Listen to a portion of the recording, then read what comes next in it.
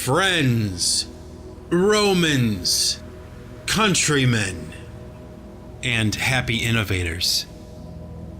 Lend me your ears. Happy 2019, happy innovators. How you doing, happies?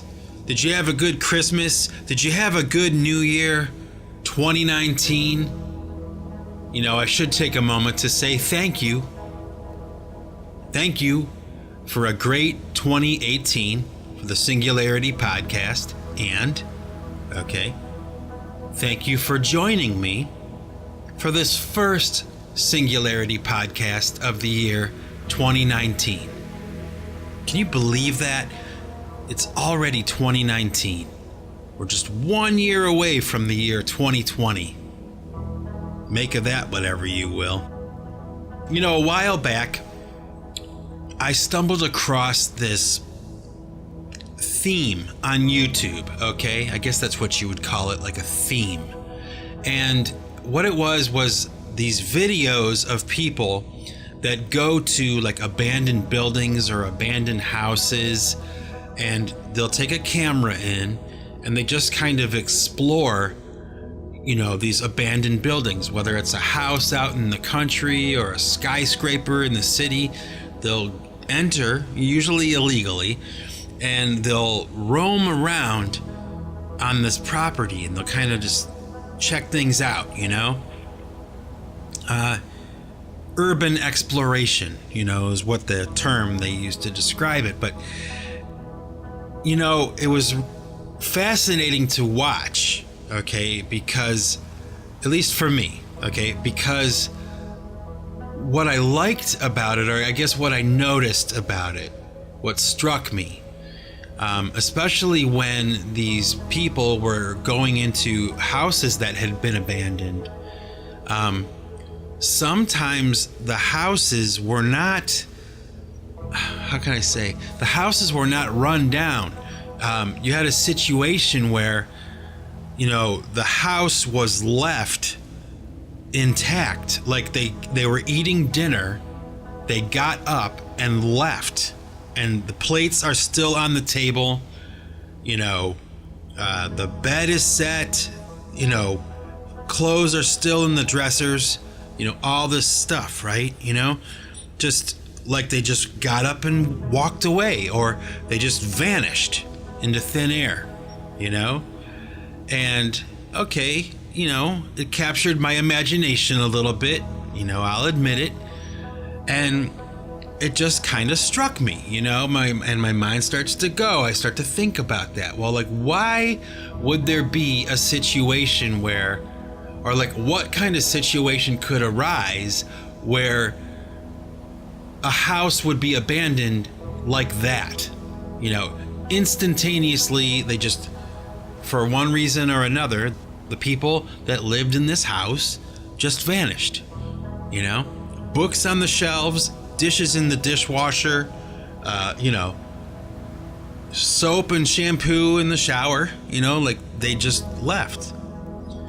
And, you know, sometimes the houses are like really run down and all that kind of stuff too. So you get a mixture, but it was those houses where it looked like somebody could still be living there and they just disappeared. And, you know, like I said, it begs the question, like, what kind of situation can arise where something like that would happen? So, you know, you think about it. Maybe they died. Okay, maybe the person lived there and they got in a car accident and they didn't have any family or relatives or friends, and their house was left the way it was the day they got in the car, drove away, and got in an accident and died. Okay, that could be one scenario. Or maybe they were on the run, they were outlaws or something, or they were fugitives and they had to leave town. Okay, or you know, any of the other millions of reasons that someone would have to leave town immediately or something. You know, maybe that's why. Okay, but it just is so,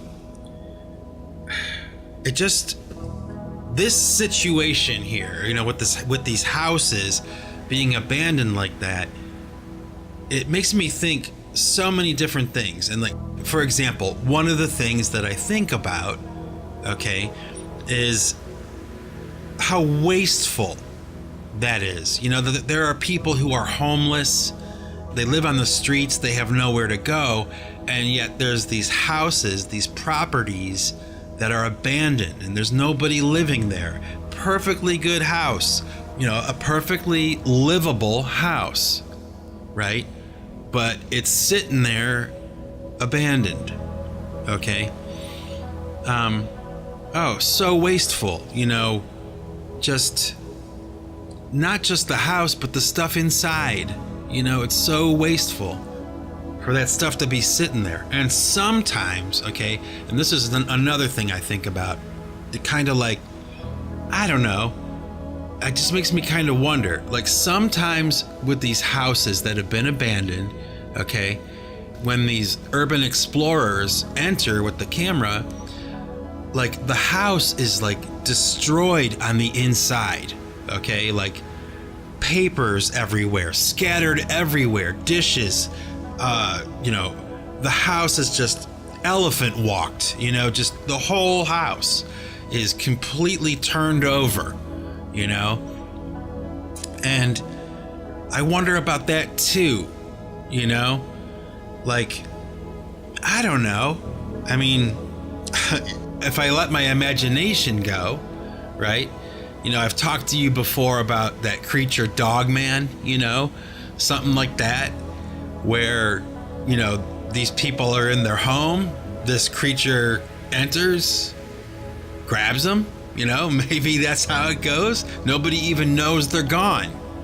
The front door is opened and they're gone. All their stuff is still in the house, but sometimes it's like just like turned over.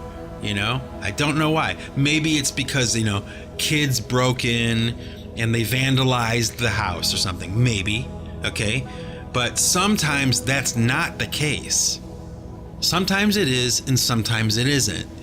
You know, sometimes the houses, you know, have been vandalized, and sometimes everything in the house is spilled, tipped over, flipped over, you know? Can't quite figure out why that is the case. I have theories though, right? I have theories, and you know, I mentioned to you like before, you know, maybe it's spiritual activity. You know, maybe when these houses are abandoned, spirits enter the home and destroy it, you know, destroy it from the inside.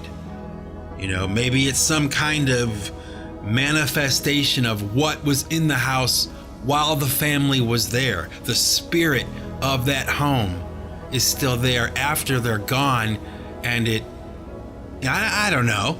Sounds a little kooky, but you know, it just gets my imagination running, and it's fascinating to me at the same time. You know, what do you think that is all about? Like, what could that be all about? Like, yeah, sometimes the houses are run down and maybe, you know, the family is forced to leave because the structure is not sound anymore. You know, they couldn't afford the mortgage payments, you know, or something like that, right?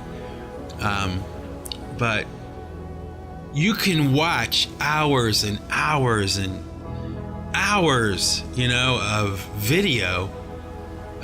It's almost like there's a whole culture around urban exploration, you know, all over the world, not just in the States, you know, all over the planet, you know. It's fascinating. Castles that are abandoned with Rolls Royces still in the garage, you know, just outrageous, wasteful things, but at the same time kind of exciting, you know, that there's like these treasures in these houses that are abandoned. Just, oh, you know, just think about it. You know, if there's a house where you know, it's abandoned and it looks like people are still living there, you know, the stuff they find in these houses, you know. And I don't think it's necessarily right to take those things, but it certainly is interesting to see it and to find it, you know. And one of the things I noticed, okay, is that depending on, you know, where the house or the structure is that's being, you know, explored, okay, sometimes there's like graffiti and stuff inside these buildings.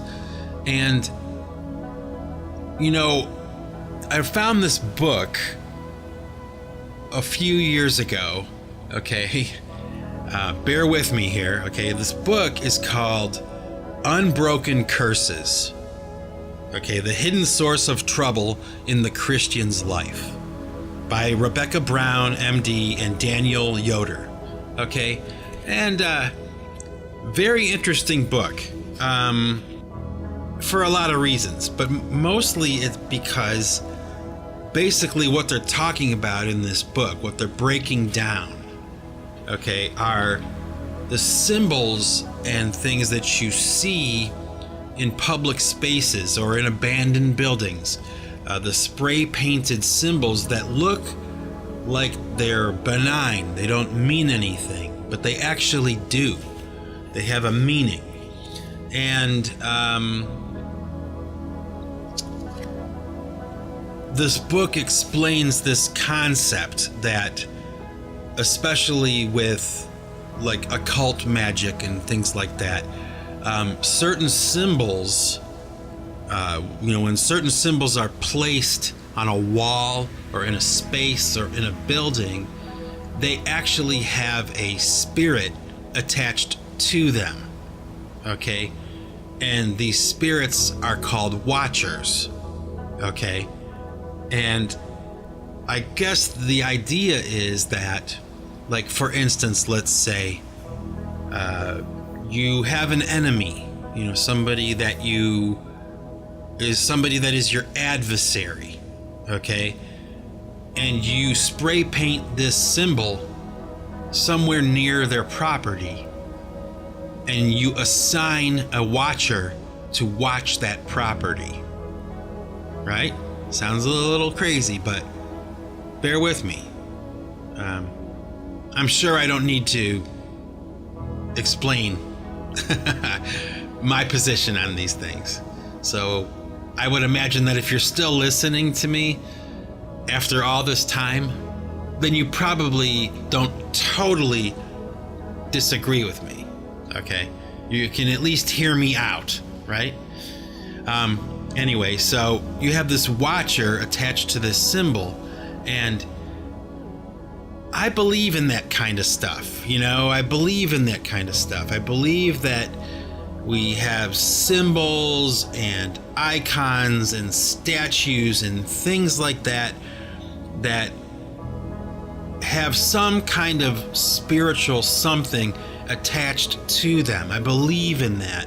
Good and bad spirits, not always bad, you know. There is power, and it's invisible, but it's there with certain objects or certain symbols, right? So you watch these urban explorers going through some of these properties, especially the ones that are like in the inner city, you know, abandoned apartment buildings or abandoned hotels, you know, things like that, where somebody's broken in and they've, you know, vandalized with spray paint on the walls, right? And some of the stuff they write is just outright creepy, or, you know, really scary things that they're writing on the wall. And, you know, some of these houses even have like blood on the walls and, you know, weird stuff, right? Like something's going on there, like when no one else is around. Like something's happening in this spot. And more often than not, when you watch these shows, you'll see these symbols painted on the walls. Okay, now I got this book, like I said, Unbroken Curses, and I'm flipping through the book and they show some of the symbols that are used in ritual magic and the things that you see on walls that are spray painted in spots that seem arbitrary. They don't mean anything, but perhaps they do. Okay? And maybe there's a spirit there attached to that symbol, that's mandated to stay there with wherever that symbol is put. Some malevolent spirit is there. You don't see it, you don't hear it. Well, I guess maybe sometimes you do, right? Maybe sometimes we would hear it or see it. But, I guess my point is that when this camera's flying through some of these buildings and I see some of these symbols, I think to myself, these people probably have no idea what they're standing right next to. When I was younger, I spent a lot of time out like in the countryside with my cousins. I lived more like in the suburbs. They lived out in the sticks, okay?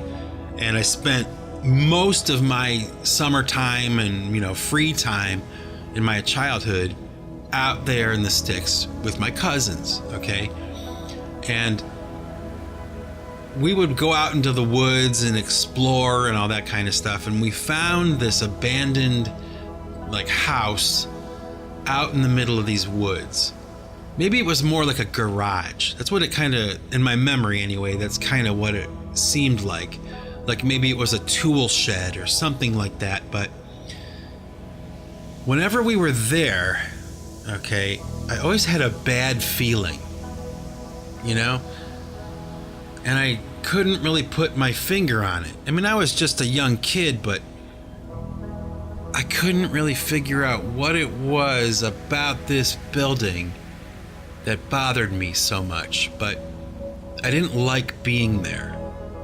And, maybe it was like the starkness of it, or, it was a creepy old building out in the woods, maybe just that kind of thing. But when I look back on it, I kind of think there was something more. There was something there, and it made me feel uneasy and a little bit scared and maybe glad to be leaving that area, And I always remembered that, and I kind of, pull that into this whole thing too, with this abandoned houses, unbroken curses, all that kind of stuff, symbols that, have spirits attached to them, or maybe, maybe the buildings themselves do, I believe in ghosts. I believe that a structure can be haunted by spirits. So, I don't have to reach too far to come to the conclusion that maybe, sometimes with a particular building, maybe a particular home, maybe a family that lives in a home is so steeped in curses and, up to their ears in malevolent spirits for whatever reason, whether it's the music they listen to or, the things they're practicing in their home or their attitudes or just whatever they are willing to kind of let into their home. Maybe at some point it reaches the breaking point, and the family leaves, or there's tragedy that strikes, and this home is left abandoned, and maybe these structures are still inhabited by those spirits. It sounds a little imagistic, I guess, but that's how I think sometimes. Have you ever been in a situation where you were in a place and you felt like you needed to leave? Like something was telling you instinctively, like the small little hairs on the back of your neck stick up. Something tells you to get out of there, and there's nothing there that you can see, There's nothing that is making any noise or anything. You just get that sense in your gut that you need to leave, you know? Do you know what I mean? I remember one time I was dating this girl and we went out to the shores of Lake Erie. We were on the beach and we were hanging out and just kind of talking, and we started to walk, and then, you know, maybe 15 minutes into this walk down the beach line of Lake Erie, we both just turned around and ran. Okay? We didn't say a word. It was just the weirdest thing. Like, we both just sensed that we needed to leave and get out of there. And we got to our car, right? And we stopped and we're like, what are we running from? Like, what is this? What just happened? You know? I'll never forget it because it never happened before or since. It was just that one time, you know, where we didn't even look at each other. We just turned around and ran. Like there was something there that we didn't see, but it was there, and we sensed it, and we sensed that it was bad and we needed to leave. Very weird, huh? True story. And like I said, I never forgot it.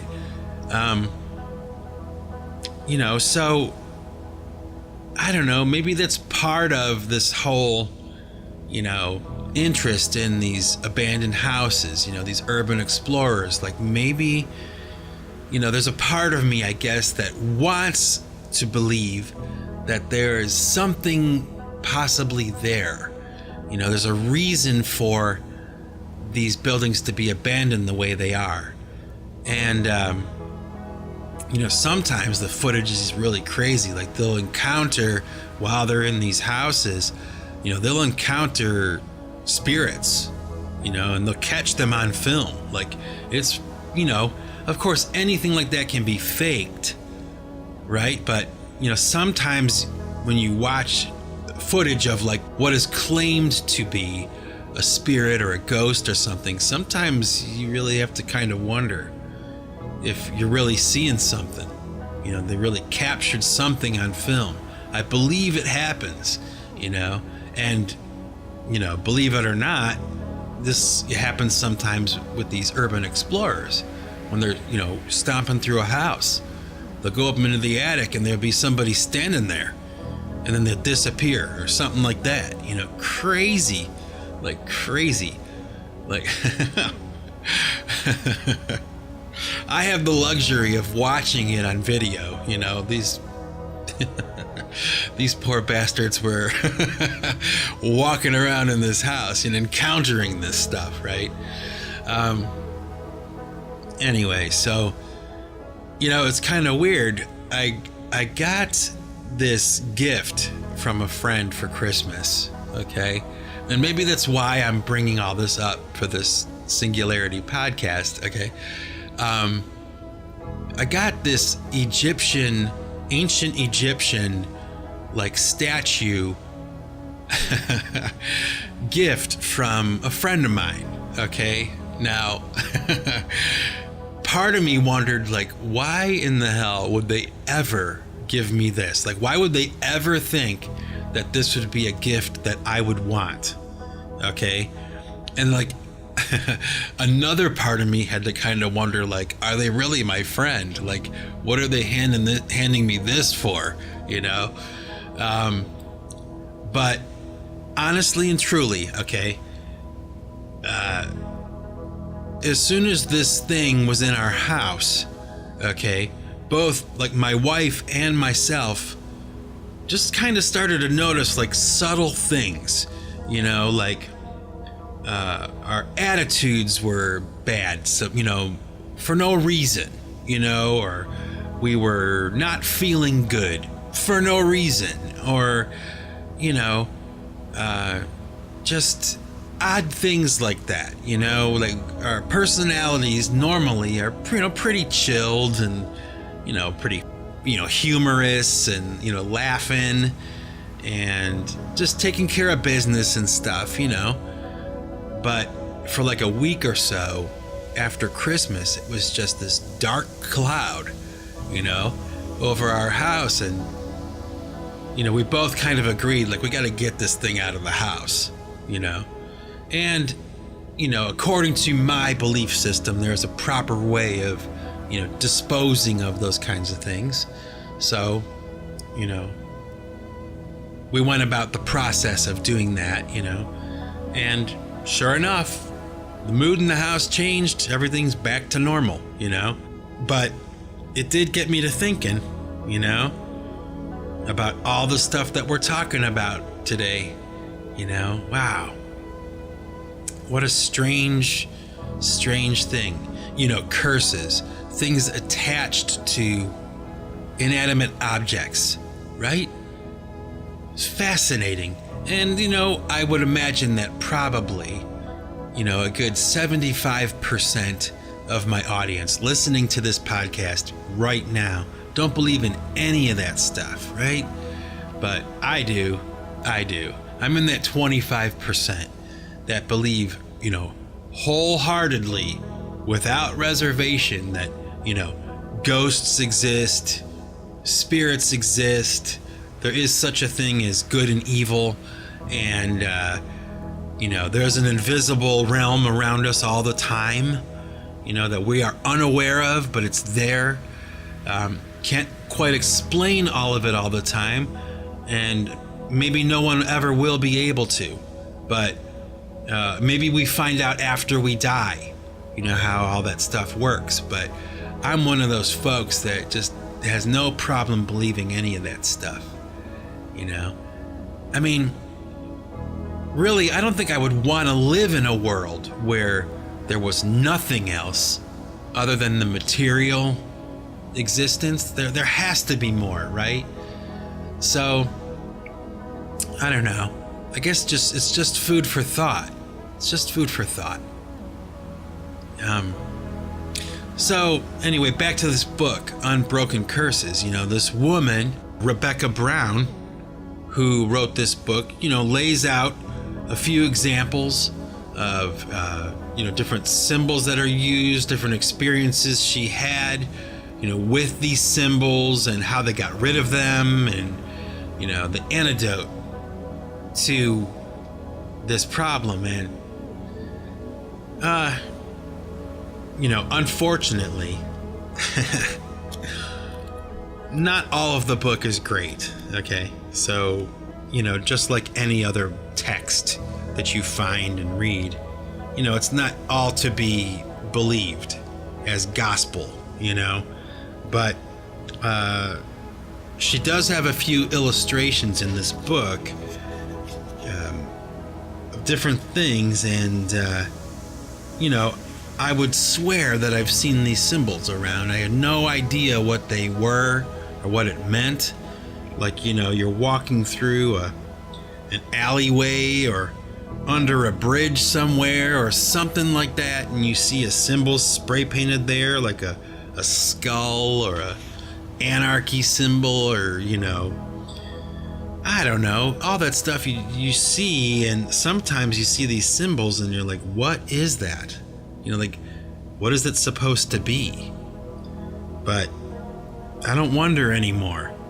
After seeing this book, I mean, I wish you could see the book that I'm looking at right now, because some of this imagery, yeah, I think I've seen it before, I think I've seen it around. Would it surprise me if there's some kind of, I don't know, spirit attached to it? Hell no. It wouldn't surprise me whatsoever, and, it's a little disturbing to think about. Isn't it? Like, how many times have I walked through a cloud of spirits, I didn't even know it, Maybe it's happened and, for one reason or another later on that day, or maybe immediately after walking through that cloud, I didn't feel so good, and I couldn't figure out why. Did you ever have a day like that where you're like, man, I just don't feel good, and I don't know why? There's no reason, and I'm not sick, I'm having a good day, but for some reason, my mood is bad,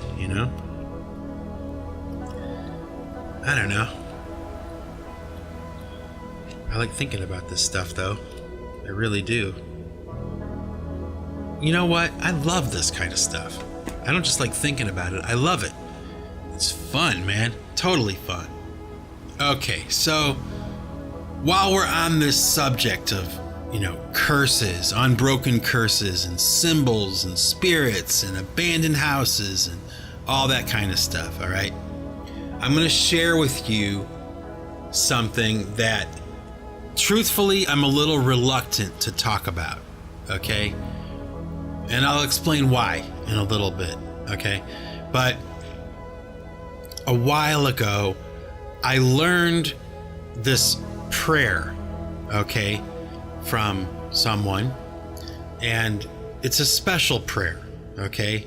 And I'm not sure I should share it with you on this podcast, okay? Because it could get you into trouble, okay? To put it bluntly. Because it got me into trouble a little bit, okay?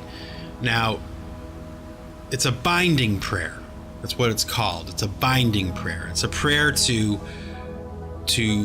remove spirits from your person, okay? Or from your existence, okay? Now, bear with me, okay? I guess you can tune out if you don't want to believe or hear any of this stuff or whatever. I promise you, I'm not going to preach to you today, okay? I'm just going to explain to you the situation that happened to me, okay, with this prayer. Now, I noticed that when I started to use this prayer, it worked, okay? I mean, it really worked, okay? And what was interesting about this prayer, okay, was that it was an authority-based prayer. Like, I couldn't use it on someone else that I didn't have any authority over. Do you follow me? Like, for instance, I have authority over myself, okay? And, according to the Bible and the teachings of Christianity, I have some authority over my wife. I have authority over whatever children I may have.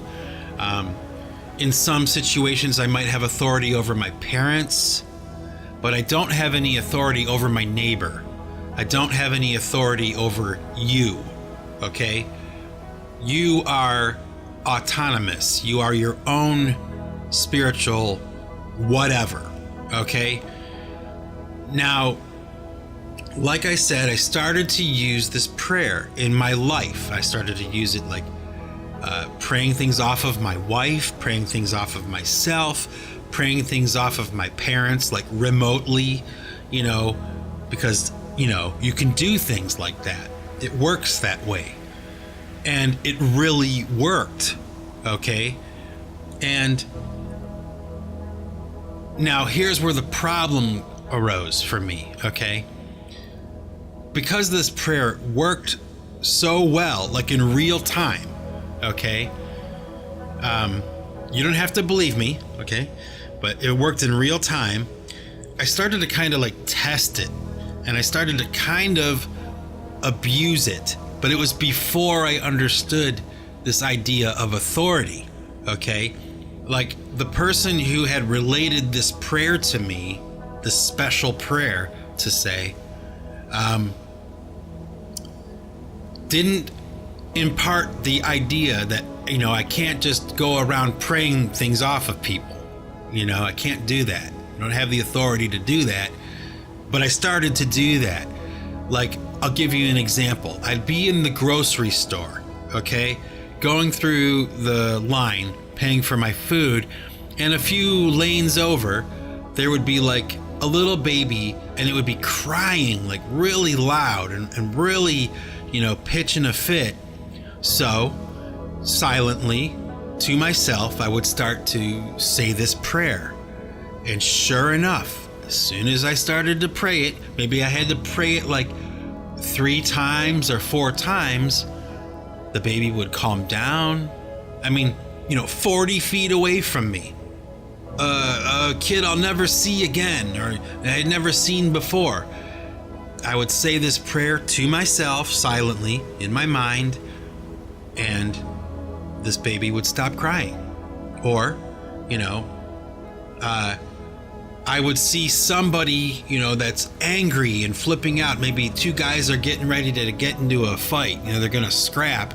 And I just, to myself, would silently say this prayer. And sure enough, almost like as soon as I finished saying it, the situation would diffuse. Everybody would calm down and go their separate ways.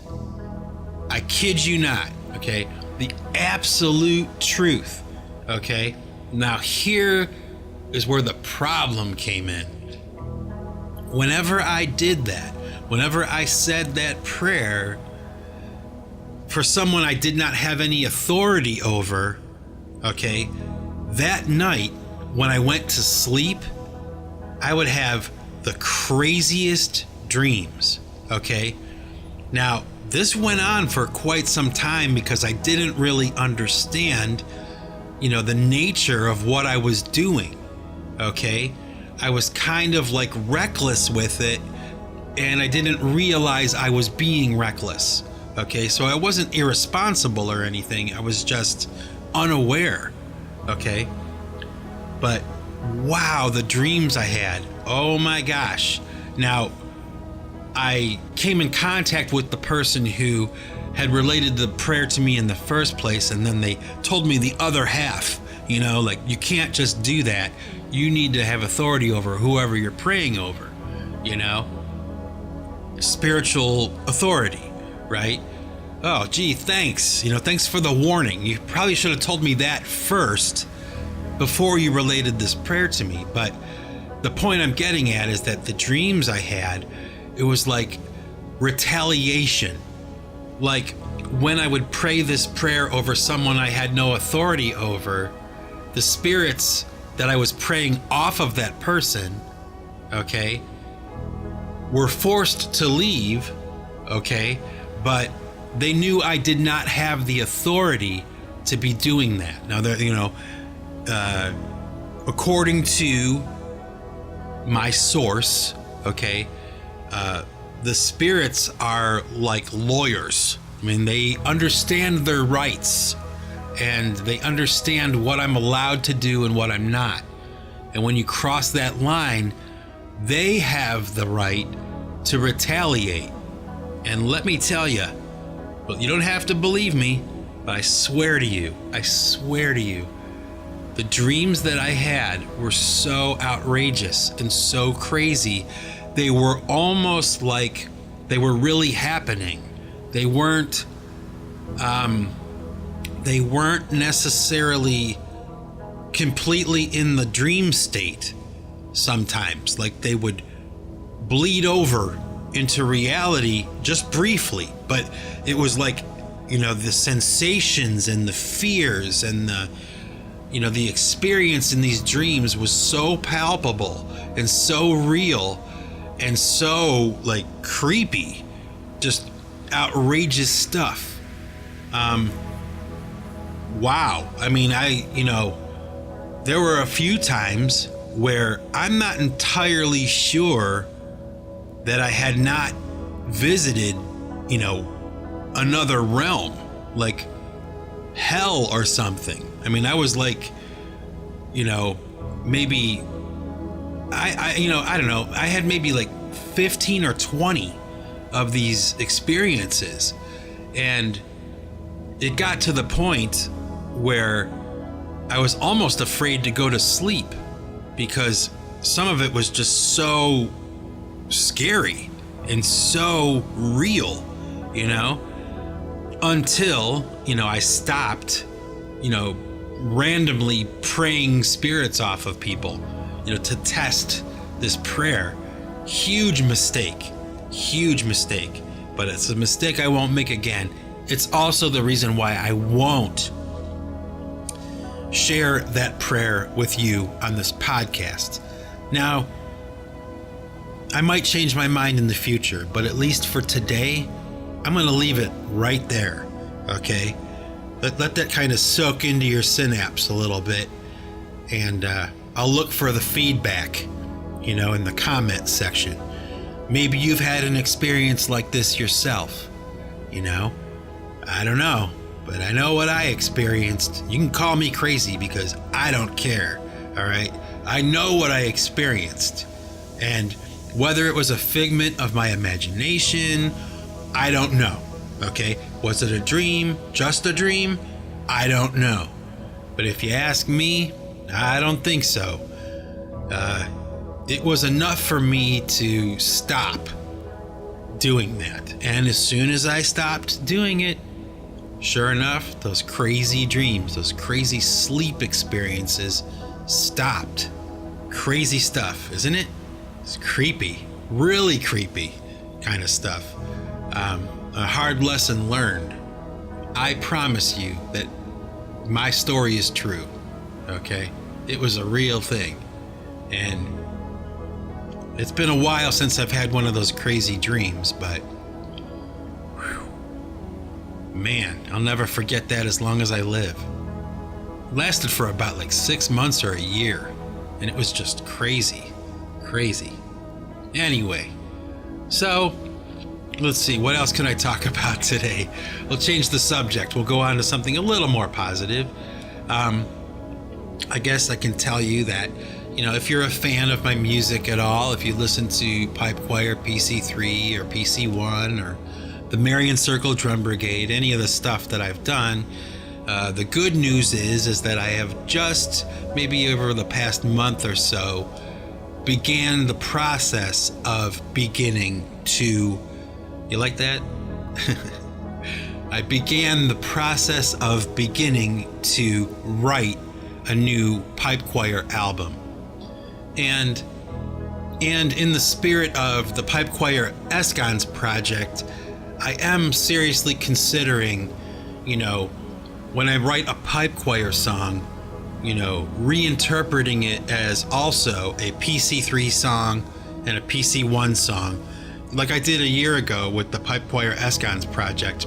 The only difference is I won't do it on a timeline like I did for the year of 2017. I mean, that just wiped me out. But the process has begun, and I can tell you that what I've got so far is pretty encouraging.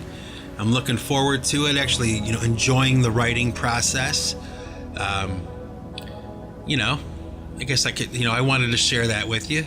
If you listen to my music, a little bit of information. Always working on some new videos. Got one coming out real soon. Hopefully in the next week or so, maybe shorter than that, maybe a little bit longer, give or take a few days or something, but it's coming along pretty good. The next pipe choir featuring the Band of Bots video, it's coming out. I can't think of anything else I really want to share right now or talk about, so I'll leave it right there. Happy 2019, everybody. Thanks for sticking with me, and I hope that you're having a great new year.